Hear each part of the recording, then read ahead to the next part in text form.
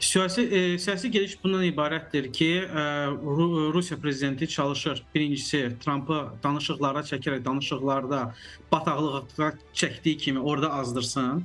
Çünki Rusiyanın əsas məqsədi Ukraynadır. Rusiyanın əsas məqsədi sülh deyil. Rusiyanın əsas məqsədi işğal etmiş əraziləri özünə qatmaq və daha çox əraziləri işğal etmək və gələcəkdə Kiyevdə kimin prezident olmasına birbaşa olaraq müdaxilə etməkdir. Yəni bu Rusiyanın planı maksimumdur. Bu planı 22-ci ilin 24 fevralında hücumdan öncə Putin açıqlamışdı və bu sadəcə dəyişikliklər, məqsədlərdə heç bir dəyişiklik yoxdur.